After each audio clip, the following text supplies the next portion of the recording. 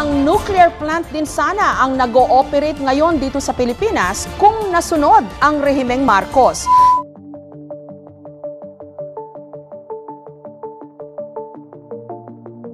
Naniniwala ka bang nuclear power ang sagot sa kakulangan ng kuryente ng bansa? Alam mo ba na ang Pilipinas, ang siyang kauna-unahang bansa sa Southeast Asia na nagkaroon ng nuclear power plant? Ito ay walang iba kundi ang Bataan Nuclear Power Plant na ipinatayo noong administrasyon ng dating Pangulong Ferdinand Marcos. Ngunit ano nga ba ang dahilan kung bakit hindi natin ito napapakinabangan? Samantalang 2.3 milyong kabahayan sa bansa ang nananatiling wala pang kuryente. Yan ang ating tatalakayin sa videong ito.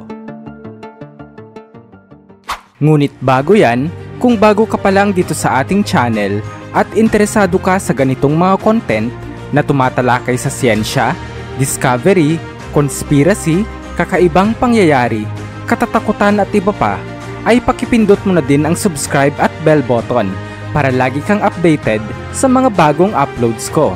Maraming salamat po. Ano nga ba ang nuclear energy? Marahil ang iba sa atin, kapag nadinig ang salitang nuclear, unang iniisip ay delikado, mapanganib o di kaya'y pagsabog. Pero ang konseptong ito, kaibigan, ay maling-mali sapagkat ang nuclear energy ay matagal nang pinapakinabangan ng ilang mayayamang bansa. Ano nga ba ang mga benepisyong na idudulot ng nuclear energy? Narito ang ilan sa mga yan. Number 1. Malinis na mapagkukunan ng enerhiya. Ang nuclear energy ay isa sa pinakamalinis na mapagkukunan ng enerhiya.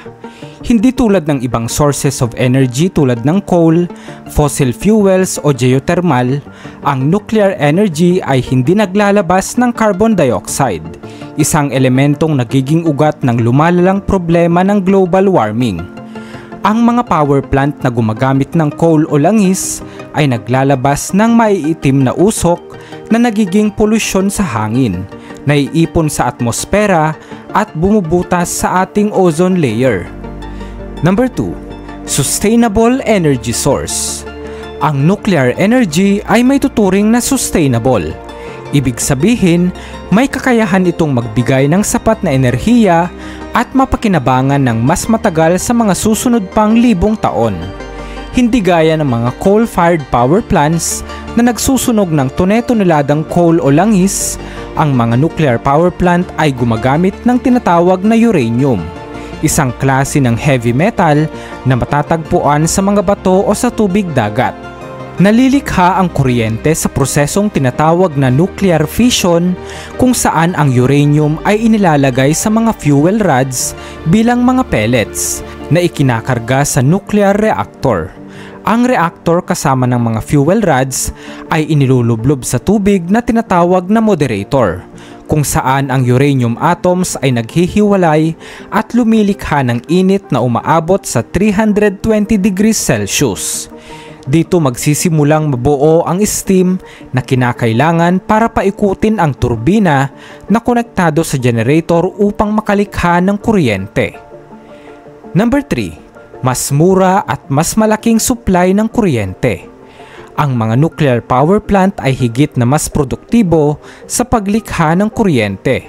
Ang nuclear fuel na uranium ay maaaring gamitin paulit-ulit hanggang 3 taon bago ito tuluyang palitan. Samantalang ang coal o langis ay mabilis maubos pagkatapos masunog. Kapag mas madami ang supply ng enerhiya, mas magiging mura ang kuryente, gayon din ang mga serbisyo at produktong gumagamit nito. Ang BNPP o Bataan Nuclear Power Plant ay ipinatayo noong administrasyon ng dating Pangulong Ferdinand Marcos sa Morong, Bataan bilang tugon sa kakulangan sa supply ng enerhiya noong 1973 bunsod ng digmaan sa Middle East na nagresulta sa oil embargo. Sa parehong taon, nilagdaan ni Marcos ang planong ito sa ilalim ng Philippine Atomic Energy Commission alinsunod sa Republic Act 2067, isang batas na naglalayong palawigin ang development ng science and technology para sa ikauunlad ng mga Pilipino. Isa sa mga proyektong ito ang pagpapatayo ng nuclear power plant. Ngunit bago pa man ito may sakatuparan ng lubusan, nabalot na ito ng kontrobersiya. Bumuo si Marcos ng isang komite para atasan sa konstruksyon ng planta. 2 US company ang naglatag ng kanilang mga proposal, kasama na dyan ang General Electric o GE na naglatag ng isang detalyadong specification at may tinatansyang presyo na aabot sa 770 million US dollars. Samantala, ang pangalawang kontraktor, ang Westinghouse, ay nagbigay din ng kanilang proposal na mas mababa sa General Electric sa halagang 500 million US dollars.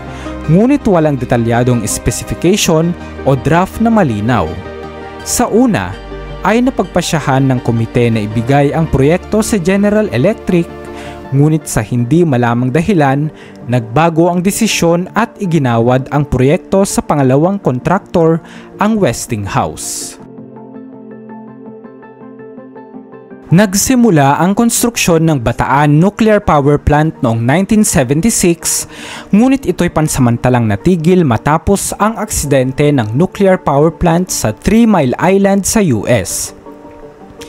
Wala mang nasawi, nagdulot ito ng takot sa publiko, lalo na sa Pilipinas sa panahong iyon na nagbabalak mag-operate ng unang nuclear power plant sa Asia.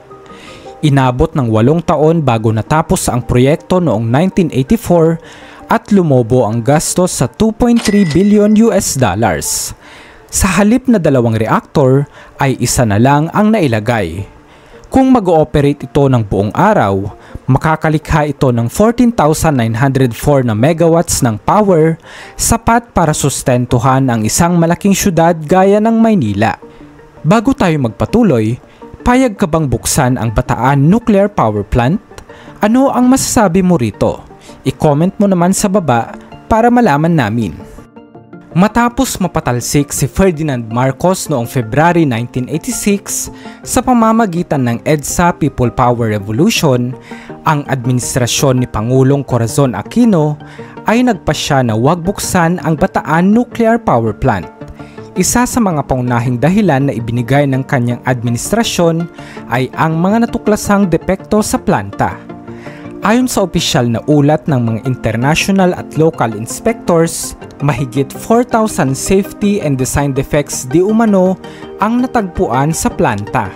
Kabilang dito ay ang mga rason tulad ng kakulangan sa safety systems, malapit ang planta sa isang active na fault line, ang Lubao Fault at sa Mount Natib, isang aktibong bulkan. Kakulangan sa transparency at technical documentation mula sa kontraktor nito, ang Westinghouse Electric. Bukod pa rito, malaki rin ang naging takot ng publiko at ng gobyerno sa posibilidad ng isang nuclear disaster, lalo na matapos ang Chernobyl nuclear disaster sa Ukraine na nangyari noong April 1986, ilang buwan lang matapos mapatalsik si Marcos. May ilang panukala na ang naisumite sa Kongreso para sa planong pagbubukas ng Bataan Nuclear Power Plant. Ayon sa panayam sa ilang caretakers at operators, completely safe pa rin daw ang planta. Di umano, ayon sa kanila, matibay ang Bataan Nuclear Power Plant dahil gawa ito sa matitibay na konkreto, makakapal na metal at mga selyadong chamber na nagsisiguro na walang makakawalang toxic waste. Sa kabila ng pagdaan ng mga kalamidad tulad ng pagsabog ng Mount Pinatubo, malalakas na bagyo at mga lindol, nananatiling matatag at buo ang estruktura ng nasabing planta.